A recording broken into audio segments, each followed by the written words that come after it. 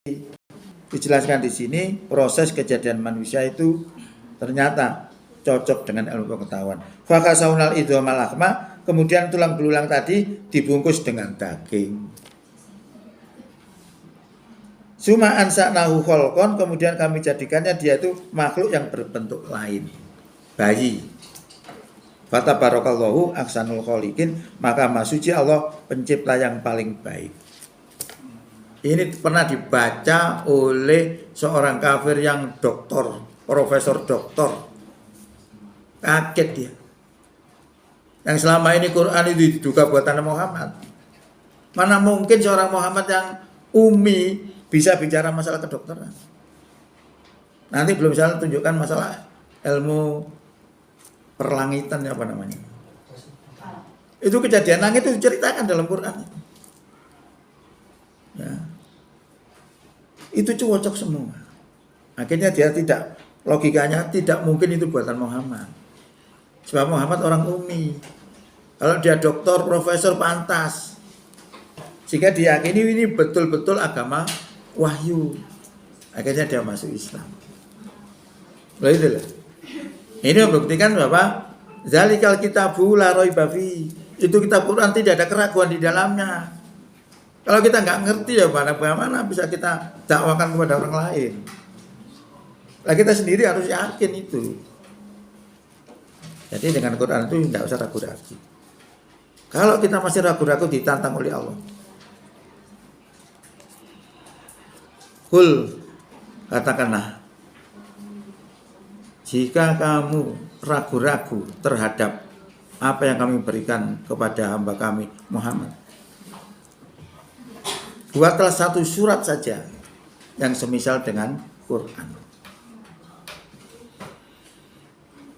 Yang jadi kalau ragu kepada Quran, disuruh membuat satu surat saja semisal dengan Quran. Ternyata nggak ada yang bisa.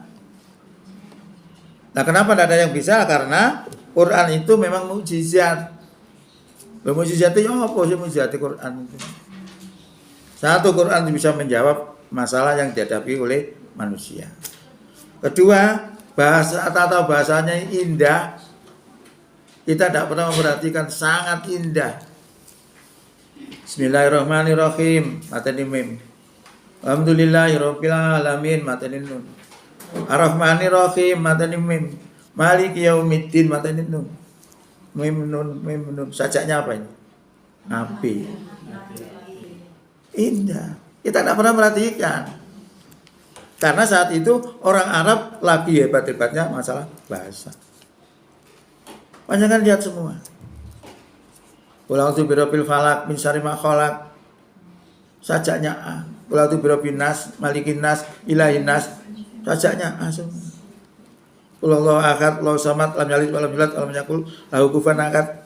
Dal kabeh. Sajaknya A semua. Kita mengambil biasa-biasa saja. Karena tidak ngerti bahwa itu Quran itu hebat. Kalau kita tahu seperti ini, wah kagum kita dengan Quran. Makanya orang-orang nggak bisa membuat. Iso nggak ya tapi welek. Nggak iso menandingi Quran. Mukjizat. Nah terkait dengan, nah kita lanjutkan dulu. Lalu Allah kalau sudah kamu tidak bisa membuat,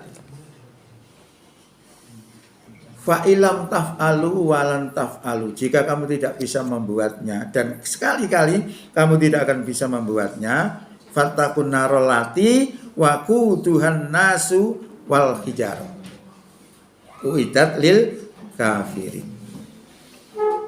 Dan jika kamu tidak bisa membuatnya dan sekali-kali kamu tidak akan bisa membuatnya, maka takutlah kamu kepada api neraka yang bahan bakarnya terdiri daripada manusia dan batu yang disediakan untuk orang-orang yang kafir. Bisa mengurut batu. Allah itu sakti. Kalau dia berkehendak kun fayakun. Jadilah. Masih waktu kan apa enggak bisa mengurut. Ini Allah menghendaki mengurut ya mengurut. Geni itu kan panas. Kalau Allah menyatakan dingin ya dingin. Contohnya ketika Nabi Ibrahim dibakar. Allah berfirman, ya naru geni. Kuni, jadilah kamu bardan wasalaman, dingin dan menyelamatkan. Api ini tunduk, jadi dingin. Enggak apa-apa deh, wong adem. Itu Allah. Jadi nanti urup-urupin rokok itu termasuk watu lan menungso. Ya iso mur, ya iso ae nek berkendak. Ya seperti itu. Nah, kemudian kita kembali lagi kepada masalah nuzul Quran tadi. Nuzul Quran itu ada satu pelajaran yang sangat baik untuk kita untuk bisa memahami Islam. Itu saya analogikan dengan dua model Quran. Quran itu model pertama saya katakan saya pegang ini. Kalau saya lihat di sini itu dimulai dari Al-Fatihah. Ya. Terakhirnya surat An-Nas. Sebanyak 114 surat, kurang lebih 6.666 ayat. Ya. Tapi kalau panjenengan lihat turunnya Quran itu 22 tahun lebih. Dimulai dari Iqra. Iqra bismi rabbikal ladzi khalaq, khalaqal insana min 'alaq. Iqra wa rabbukal akramul ladzi 'allama bil qalam. Diakhiri dengan surat 5 ayat 3. Yang di bawahnya itu mengatakan al yauma akmaltu lakum dinakum wa atmamtu alaikum nikmati wa raditu lakumul Islam madinah. Pada hari ini telah aku sempurnakan nikmatku, setelah aku sempurnakan Islam sebagai agama bagi kamu, dan telah aku cukupkan nikmatku atas kamu, dan aku ridho Islam sebagai agama bagi kamu. Ini surat ayat terakhir dari sejarah proses turunnya Quran. Nah, pertanyaannya tadi gitu, Quran yang mana itu? Yang turun tanggal 17 tadi loh. Itu Quran yang mana? Sejarahnya kan 22 tahun. Nah itu ada masalah. Padahal di situ rahasia untuk kita bisa mengenal Islam itu dari dua Quran itu. Sebab Nabi itu Islamnya ngacunya mesti Quran. Akhlaknya Nabi itu Quran. Nah Quran ini isinya juga begitu, ya ada radikal, ada moderat. Gitu. Nah ini penting bagi kita untuk kita pahami. Ya. Lalu bagaimana kita setelah mengetahui dua model Quran tadi? Model pertama kita pegang ini 30 juz. Yang model kedua Quran turun dari Iqra sampai surat 5 ayat 3. Itu model kedua yang saya katakan sebagai Quran versi nuzul. Ini Quran versi kitab. Pertanyaannya kenapa kok tidak ditulis dari Iqra? Kok dari Fatihah? Saya itu tadi balik itu 30 tahun. Tidak ada orang yang bertanya itu. Kecuali teman-teman saya. Sing tunggal sak. Karena saya itu Muhammadiyah tapi gurunya siji. Guru saya itu campuran. Ya, saya guru di Muhammadiyah ya punya. Bahkan saya punya ijazah ke Muhammadiyahan. Saya guru di luar Muhammadiyah juga punya. Orang NTB ya. Itu yang banyak mengasuh keislaman saya itu begitu. Jadi ini Muhammadiyah jadi aku paling siji dhewe. Makanya ngomong ben wedi. Wah Pak Heru tadi lo radikal loh. Radikal apaan nih? Mungkin ngerti radikal ya. Radikal itu apa sih ya? Itu trik-trik musuh-musuh Islam untuk menghancurkan Islam. Didendeni wong. Jadi wong cek curiga dhewe antara Islam dengan Islam. Oh Islam moderat, Islam radikal. Ditipu kita. Cek gak bersatu. Wong Islam itu sak dunia itu paling kuat Indonesia loh. Paling banyak loh. Tapi pengaruh politik nggak ada. Sama sekali. Karena yang dipahamkan itu adalah syahadat, sholat, zakat, puasa, haji sudah. Di luar itu tidak Islam. Nah ada yang memahami di luar itu dianggap radikal. Orang jadi takut, menjalankan agama sendiri takut. Sehingga orang nggak tahu Islam itu sebenarnya kayak apa. Padahal kalau saya di kuliah dulu ada namanya studi agama. Studi agama itu, belajar agama itu kayak apa caranya. Studi agama itu ada dua model. Yang satu adalah metode normatif. Metode normatif itu mempelajari agama dari sumber teks agama itu. Kalau kita belajar Buddha misalnya, ya pelajari kitabnya, jangan orangnya. Kita kepingin belajar Kristen, ya pelajari kitabnya. Kita kepingin belajar Islam, pelajari kitabnya. Ya. Kalau kita pelajari orangnya, beda lagi nanti. Kalau pelajari orangnya namanya metode historisitas. Nah, pelajaran historisitas itu akhirnya menghasilkan orang yang inklusif. Kalau historisitas menghasilkan orang yang eksklusif. Maka saya sudah tahu orang itu bagaimana dia bicara Islam, pasti dia belajarnya pakai metode itu. Karena saya punya ilmu. Contoh ketika di Belanda tahun 2008 ya. Tahun 2008 itu ada seorang anggota parlemen Belanda sana membuat film fitnah. Bukan fitnah bahasa Indonesia ya, jenenge fitnah. Bukan fitnah, tapi fitnah. Itu mendiskreditkan Islam ya untuk menunjukkan kepada dunia bahwa ajaran Islam itu ajaran tidak layak untuk manusia. Karena mengajarkan kekerasan. Dibuktikan itu oleh orang itu. Ayat-ayatnya dibuktikan. Korban-korbannya saat itu terjadi apa? Terjadi banyak pelaku bom bunuh diri. Sehingga disimpulkan, berarti orang ini tadi melajari agama bukan normatif, tapi historisitas. Melihat perilaku pemeluk itu sering ngebom, disimpulkan Islam itu ajaran kekerasan. Saya langsung ngerti itu. Dia belajarnya pasti historisitas, bukan normatif. Nah, kalau normatif menghasilkan apa? 3 ajaran besar, yaitu akidah, syariah, dan akhlak. Nah, akidah ini bicara masalah keimanan, termasuk laman-lamannya keimanan juga. Dan syariah ini menjelaskan tentang hubungan manusia dengan Allah dan hubungan manusia dengan manusia. Sistem Islam. Hubungan manusia dengan manusia termasuk bagaimana cara mengurus negara. Bagaimana cara menentukan hukum-hukum pidana. Diatur semua oleh Islam itu. Nah, tapi di Indonesia itu tidak dipakai. Karena Indonesia tidak menggunakan undang-undang Islam. Yang dipakai apa? Yang dipakai zakat. Muncullah BAS. Nah, apa kok milih zakat? Soalnya ada pesena. Ada duitnya. Peseh. Coba kan saya gak gelem nih. Ayo jajal, mau nyolong, potong tangan ini mani. Dan karena dia mesti kena.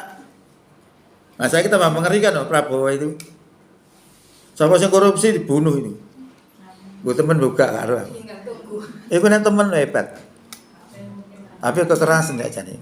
Potong tangan saja sesuai dengan aturan Allah. Kalau di Cina orang kafir menerapkan itu. Korupsi dibunuh. Orang kafir itu bersih loh. Orang Islam Indonesia agak sebersih. Itu tergantung pemerintahnya sebenarnya. Tergantung presidennya. Mudah-mudahan Presiden Prabowo ini betul-betul keluar dari hatinya sendiri, bukan dipengaruhi oleh orang lain. Ini aja sudah mulai musuhnya banyak. Wah ini aku terancam. Wah akan ngatur, dijatuhkan aja Prabowo. Bisa juga disuntik mati. Banyak begitu itu.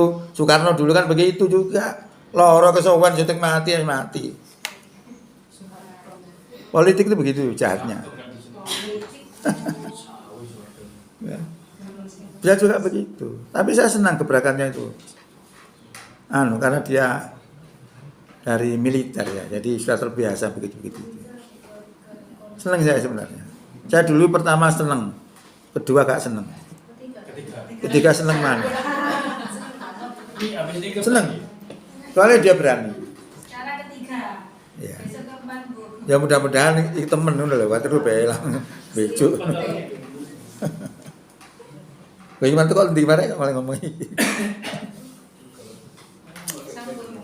Fitnah, sabun. Oke. Sampun, Pak. fitnah. Nggih. Iku durung ngomong nuzul Quran aja. Ngomong Prabowo, Pak. Kita ambil 5 menit ya. Oke. Jadi untuk menjawab 2 Quran tadi itu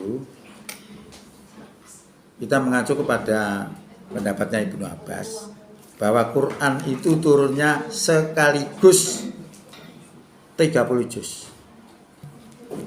Dari Lauhul Mahfuz ke Minas Sama'i Dunya. Ke Minas Sama'i Dunya. Dari Minas Sama'i Dunya ini langit dunia ini lalu kemudian diturunkan kepada Nabi tidak dari Fatihah, dari Iqra. Kenapa dari Iqra? Karena saat itu Nabi berhadapan dengan orang Quraisy yang menganggap Tuhan itu 3. Lata, Uzza, dan Manata. Diturunkan surat Iqra yang menjelaskan bahwa Tuhan itu Maha Pemurah. Tuhan itu menciptakan manusia dari segumpal darah, bukan Lata, Uzza, dan Manata. Artinya Quran yang disodorkan itu mengkonter paham-paham masyarakat. Ini yang tidak dimiliki oleh orang-orang pejuang. Sehingga dia ketika membawa Quran, ini loh Quran.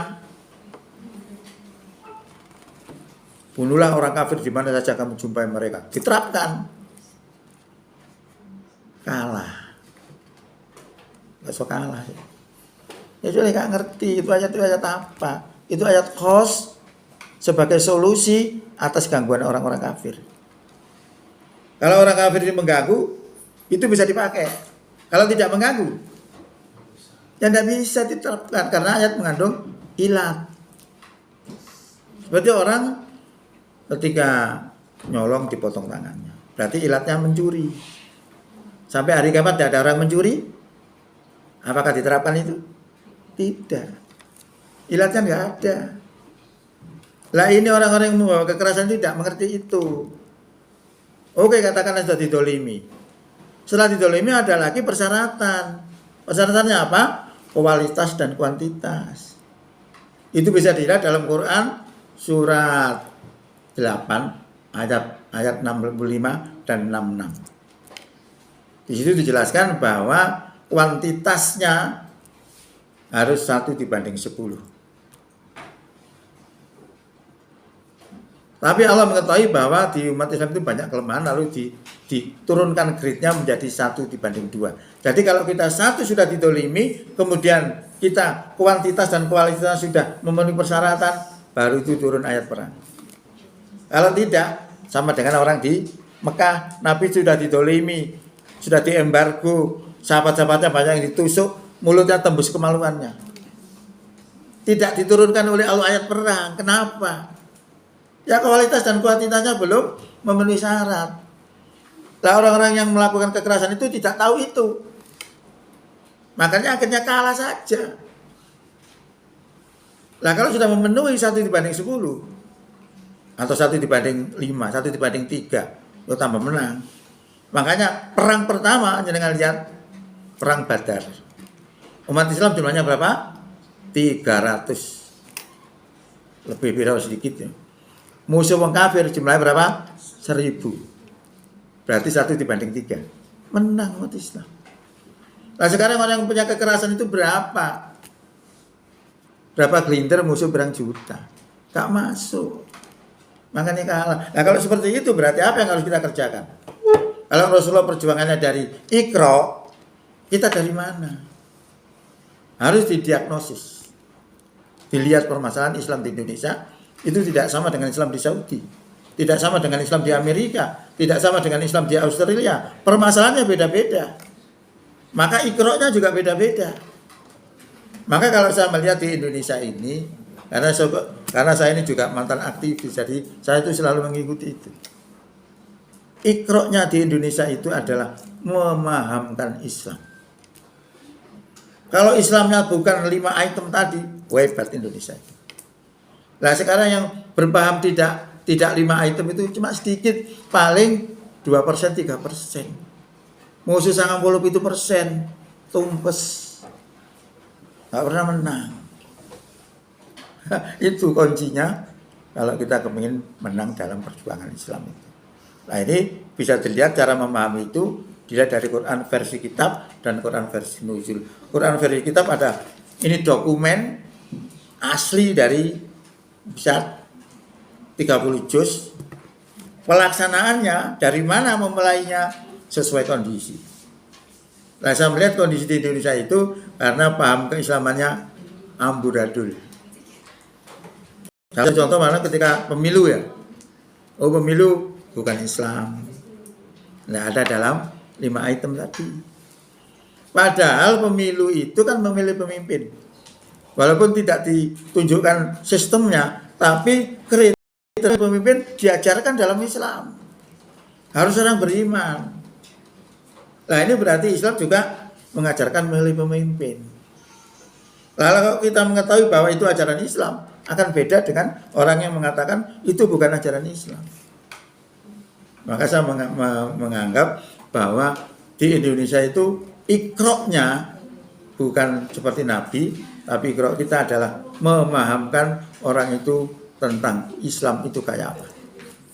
Karena dengan kepahaman Islam itu orang akan melakukan aktivitasnya dalam kepahaman keagamaannya. Pernah nggih? Matur kedukur. Soalnya materi-materi ini bisa saya sampaikan pada pejuang-pejuang Islam. Saya itu kan pernah dilokno ngene mbek wong. Lah sih Mas, meniku jare membela agama kok kalah. Lah angen-angen ya bener mau arek iki. Itu tadi. Sehingga pertanyaan-pertanyaan ini akhirnya menjadi sebuah pemikiran bagi saya untuk lebih getol saya memahami Islam. Ya. Nah, nek sampean cari orang di Muhammadiyah yang ngomong seperti saya tidak ada.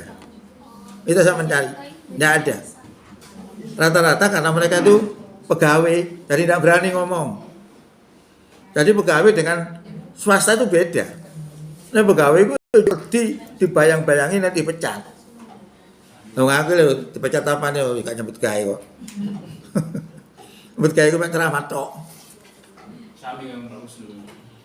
Tapi alhamdulillah cukup nih.